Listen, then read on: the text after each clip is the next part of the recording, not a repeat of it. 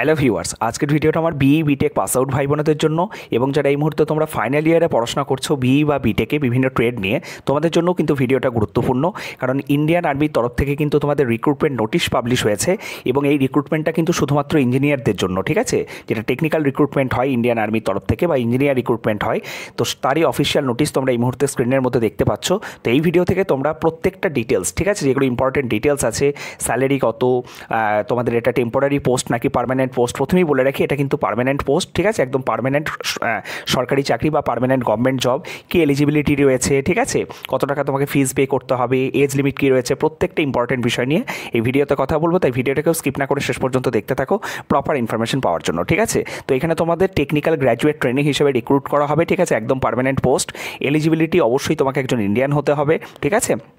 আচ্ছা, তার সঙ্গে হচ্ছে তোমাদের দেখো আর বেসিক্যালি ওই যে গোর্খার যে ক্রাইটেরিয়াগুলো থাকে সেটা তোমরা একটু পিডিএফ থেকে দেখে নিও, ঠিক আছে। ইন জেনারেল তোমাকে হচ্ছে একজন ইন্ডিয়ান হতে হবে, আর গোর্খাদের ক্ষেত্রে কিছু একটা থাকে, ঠিক আছে, নেপালিজ থেকে আসলে এরকম ধরনের কোনো একটা ওদের স্পেশাল ক্রাইটেরিয়া রয়েছে, সেটা তোমরা এখান থেকে একটু দেখে নিও। ওকে, নেক্সট হচ্ছে তোমাকে এজ লিমিট হতে হবে 20 থেকে 27 মধ্যে, অর্থাৎ তোমাকে কিন্তু দেখো বলে দেওয়া আছে ক্যান্ডিডেটস বর্ন বিটুইন 2 জানুয়ারি 1998 টু 1 জানুয়ারি 2005, ঠিক আছে। তাহলে তোমাকে 1998 2 জানুয়ারি 1998 থেকে 1 জানুয়ারি 2005 এই ডেটের মধ্যে কিন্তু তোমার ডেট অফ বার্থ থাকতে হবে, তবেই কিন্তু তুমি ইয়ে করতে পারবে, ঠিক আছে, অ্যাপ্লাই করতে পারবে, ঠিক আছে।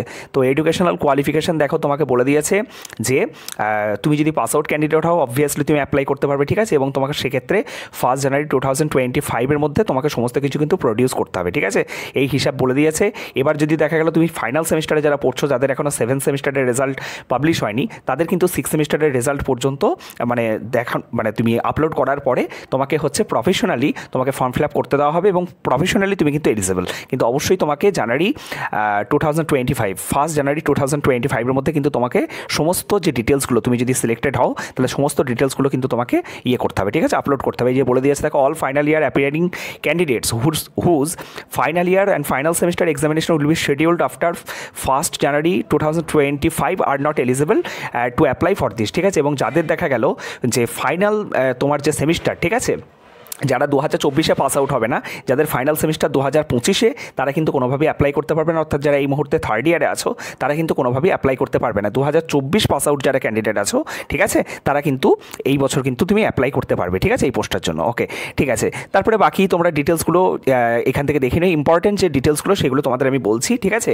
এখানে দেখো তোমাদের হচ্ছে সিভিলের জন্য, হ্যাঁ, তোমাকে সিভিলে যদি তুমি বিই বিটেক নিয়ে পাস করো, তো সেক্ষেত্রে তোমার দেখো করসপন্ডেন্স যে ট্রেডগুলো, তুমি civil engineering, structural engineering, building engineering, এরকম বিভিন্ন ধরনের, মানে তুমি এই যে সিভিল যে মেন ট্রেড আছে, তো তার ইন্টারলিঙ্কিং যে সমস্ত, যে এখানে তোমরা দেখতে পাচ্ছ 16টা এরকম ট্রেড আছে, যেগুলো থেকে তোমরা যদি গ্র্যাজুয়েট হও তাহলে কিন্তু তোমরা অবশ্যই অ্যাপ্লাই করতে পারবে এবং টোটাল নাম্বার অফ পোস্ট তোমরা দেখতে পাচ্ছ 7টা। ওকে, নেক্সট হচ্ছে এই যে আরও আছে, ঠিক আছে, টোটাল হচ্ছে এখানে 25টা তোমার এরকম ইন্টারলিঙ্কিং ট্রেড আছে, ঠিক আছে, যেগুলোতে তোমরা যদি কেউ বিই বিটেক হয়ে থাকো, ইঞ্জিনিয়ারিং গ্র্যাজুয়েট যদি কেউ হয়ে থাকো বা ফাইনাল ইয়ারে পড়াশোনা করো, তাহলে কিন্তু তোমরা অ্যাপ্লাই করতে পারবে, ঠিক আছে। অ্যাজ এ সিভিল ইঞ্জিনিয়ার হিসেবে তুমি ওখানে রিক্রুটেড হতে পারবে। কম্পিউটার সায়েন্স হিসাবে তোমাকে রিক্রুটেড হতে গেলে দেখো এখানে কী থাকতে হবে, computer science and engineering or computer technology, MSc computer science or information technology বা ইন্টারলিঙ্কিং যে সমস্ত ট্রেডগুলো তোমরা এই মুহূর্তে স্ক্রিনের মধ্যে দেখতে পাচ্ছ, এইগুলো থাকলেও কিন্তু তুমি এই ট্রেডের জন্য এলিজিবল, ঠিক আছে। প্রচুর ট্রেড আছে, তোমরা দেখতেই পাচ্ছ, টোটাল 41টা ট্রেড আছে এরকম। ওকে, এইগুলো থাকলে কিন্তু তুমি কম্পিউটার সায়েন্সের জন্য তুমি অ্যাপ্লাই করতে পারবে। ইলেকট্রিক্যাল ট্রেডের জন্য আছে, ইলেকট্রিক্যাল যারা আছো, ইলেকট্রনিক্স যারা আছো, ইলেকট্রনিক্স অ্যান্ড ইনস্ট্রুমেন্টেশন যারা আছো, ইনস্ট্রুমেন্টেশন নিয়ে যারা বিই বিটেক করেছো তারাও কিন্তু অ্যাপ্লাই করতে পারবে। এবং যারা হয়তো দেখা গেল তোমার কোনো সাবসিডি, মানে যেগুলো ব্রাঞ্চ ট্রেড হয়, ঠিক আছে, ইন্টারলিঙ্কিং যে সমস্ত ট্রেডগুলো হয়, সেগুলোতেও তোমরা কিন্তু যদি কেউ পাস আউট হয়ে থাকো বা এই মুহূর্তে পড়াশোনা করছো ফাইনাল ইয়ারে, তাহলেও কিন্তু তোমরা অ্যাপ্লাই করতে পারবে, ঠিক আছে। আচ্ছা, কম্পিউটার সায়েন্সে এখানে তোমাদের কতগুলো পোস্ট সেটা একটু আমি শেয়ার করে দিই। 7টা, সিভিলেও হচ্ছে 7টা পোস্ট, ইলেকট্রিক্যালে হচ্ছে 3টা পোস্ট, একইভাবে ইলেকট্রনিক্সেও কিন্তু অনেক ইন্টারলিঙ্কিং ট্রেড আছে, যেটা তোমরা এই মুহূর্তে দেখতে পাচ্ছ। এই পিডিএফ হচ্ছে আমি আমার টেলিগ্রাম গ্রুপে দিয়ে দেবো, তোমরা চাইলে ওখান থেকে দেখে নিতে পারো। ওকে, ইলেকট্রনিক্সে হচ্ছে 4টা পোস্ট আছে, নেক্সট হচ্ছে মেকানিক্যালে 7টা পোস্ট আছে, ঠিক আছে। ওকে, মেকানিক্যালেও এখানে অনেকগুলো, মিসলেনিয়াসে হচ্ছে 2টো পোস্ট আছে, ঠিক আছে। মিসলেনিয়াস বলতে কি, তোমাদের যাদের ধরো দেখা গেল architecture, plastic technology, remote sensing, ঠিক আছে, তারপরে হচ্ছে বায়োমেডিক্যাল, এই সমস্ত বিভিন্ন যে ট্রেডগুলো এই মুহূর্তে তোমার স্ক্রিনের মধ্যে দেখতে পাচ্ছ, এগুলোর উপর যাদের যদি কারো বিটেকও যদি করে থাকো তাহলে অবশ্যই তুমি সেইগুলোর জন্য কিন্তু এলিজিবল, ঠিক আছে।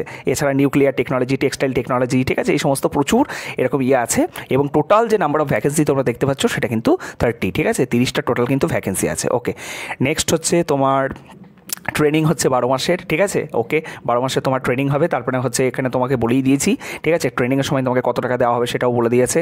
ট্রেনিংয়ের পর ডাইরেক্ট হচ্ছে তুমি একদম লেফটেন্যান্ট পদে তুমি রিক্রুটেড হবে, এবং তারপরে তুমি কোন কোন র্যাঙ্ক হচ্ছে তুমি করতে পারো, ঠিক আছে, পেতে পারো। লেফটেন্যান্টের পর দেখো ক্যাপ্টেন, মেজর, ঠিক আছে, কোন কোন র্যাঙ্কে তুমি প্রমোটেড হতে পারো সেগুলো আছে। এবং তারপরে দেখো বলে দিয়েছে যে তুমি যখনই তুমি রিক্রুটেড হবে লেফটেন্যান্ট পদে, তারপরে 2 বছর কাজ করার পরে স্যাটিসফ্যাক্টরি জব যদি তোমার হয় সেক্ষেত্রে তুমি ক্যাপ্টেন পদে যেতে পারবে, ঠিক আছে। এই সমস্ত ডিটেলসগুলো দেওয়া আছে। এবং তোমার যখন যে র্যাঙ্ক থাকবে, ঠিক আছে, বা তোমার যে পোস্ট থাকবে সেই অনুযায়ী তোমার কোন লেভেল অনুযায়ী তুমি কত টাকা করে স্যালারি পাবে সেটাও তুমি এই মুহূর্তে দেখতে পাচ্ছ, ঠিক আছে, এই পিডিএফে সেটা তোমরা পেয়ে যাবে। ওকে, বেশ। এছাড়া এখানে আর ইম্পর্টেন্ট এগুলো তোমার তেমন কিছু বলার নেই। এছাড়া হচ্ছে বিভিন্ন ধরনের যে অ্যালায়েন্সগুলো আছে সেই অ্যালায়েন্সগুলোর কথা এখানে বলেছে। তুমি যদি হাই রেঞ্জে যদি কোথাও মানে হাই অ্যালটিটিউডের যদি কোথাও কাজ করো, ওখানে অ্যালটিটিউড অ্যালায়েন্স হিসেবে কাজ করে, যারা ডিফেন্সে কাজ করে তোমাদের কিন্তু ওই হিসাবেই তোমরা কিন্তু সমস্ত কিছু যে অ্যালায়েন্সগুলো আছে সেগুলো তোমরা সমস্ত কিছু পাবে। ইউনিফর্ম অ্যালায়েন্স হচ্ছে 20,000 টাকা পার ইয়ার, ঠিক আছে।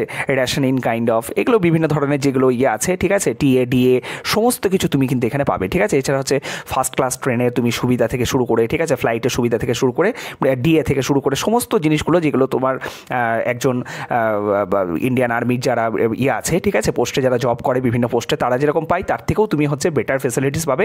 কারণ তুমি অ্যাজ এ ইঞ্জিনিয়ার হিসেবে তো সেখানে তুমি রিক্রুট হচ্ছ, এবং তোমার যে হবে, তোমার যে পদ হবে বা পদমর্যাদা কিন্তু অনেক বেশি থাকবে, ঠিক আছে। বেশ, হস্টেল সাবসিডি এগুলো তোমাদের সমস্ত কিছু বলে দিয়েছে, ঠিক আছে, এগুলো দেখে নিও। এগুলো তোমাদের হচ্ছে যখন তোমরা চান্স পাবে, ঠিক আছে। তারপরে দেখো হাউ টু অ্যাপ্লাই, তোমাকে প্রথমেই হচ্ছে যেতে হবে, অ্যাপ্লিকেশন যারা করবে তারা হচ্ছে www.joinindianarmy.nic.in, এখানে তোমরা হচ্ছে অফিসিয়াল এন্ট্রি অ্যাপ্লাই আর লগ ইন, এখানে ক্লিক করে তোমরা হচ্ছে রেজিস্ট্রেশন করবে।